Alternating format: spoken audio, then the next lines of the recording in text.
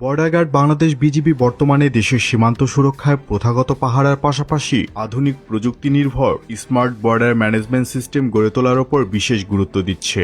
এর মূল লক্ষ্য হল সীমান্তের প্রতিটি ইঞ্চি ডিজিটাল নজরদারির আওতায় আনা। মিয়ানমার সীমান্ত বাংলাদেশের জন্য ভৌগোলিকভাবে অত্যন্ত দুর্গম এবং কৌশলগতভাবে অত্যন্ত সংবেদনশীল। বিশেষ করে বান্দরবানের গহীন পাহাড় এবং টেকনাফের নাফ নদী সংলগ্ন এলাকাগুলোতে প্রথাগত টহল দেওয়া বেশ কঠিন। নাফ নদী আর দুর্গম পাহাড়ের কারণে মিয়ানমার সীমান্তে সব জায়গায় কাঁটাতারের বেড়া দেওয়া সম্ভব নয়, আর এই সুযোগেই হয় অনুপ্রবেশ ও চোরাচালান। কিন্তু এবার সেই পথ চিরতরে বন্ধ করতে বাংলাদেশ সরকার ও বিজিবি হাতে নিয়েছে স্মার্ট ফেন্সিং বা হাইটেক বর্ডার ম্যানেজমেন্ট। তো কি থাকছে এই দুর্ভেদ্য নিরাপত্তায়? বর্ডারে থাকবে অদৃশ্য দেয়াল। 5 কিলোমিটার দূর থেকে কোনো মানুষ বা 15 কিলোমিটার দূর থেকে কোনো গাড়ি এলেই স্বয়ংক্রিয় অ্যালার্ট চলে যাবে বিজিবির কন্ট্রোল রুমে। র্যাডার ও ড্রোন। শাহপরীর দ্বীপে বসানো হয়েছে শক্তিশালী র্যাডার। সেন্ট মার্টিন ও ভাসানচরের সার্বক্ষণিক উঠছে বিজিবির ড্রোন।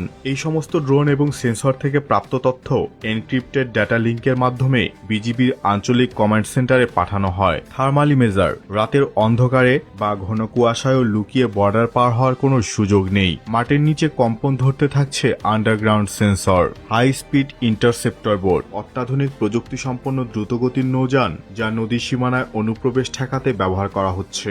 স্মার্ট বর্ডার ম্যানেজমেন্টের সমস্ত তথ্য একটি কেন্দ্রীয় সার্ভারে জমা হয়। এখান থেকে কর্মকর্তারা সরাসরি সীমান্তের পরিস্থিতি লাইভ দেখতে পারেন।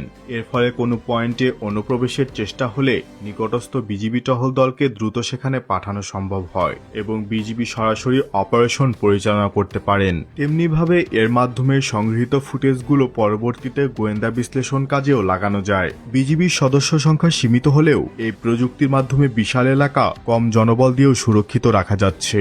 বাংলাদেশের স্মার্ট ফোর্স হিসেবে বিজিবির এই আধুনিকায়ন আমাদের সার্বভৌমত্বকে আরও সুরক্ষিত করবে।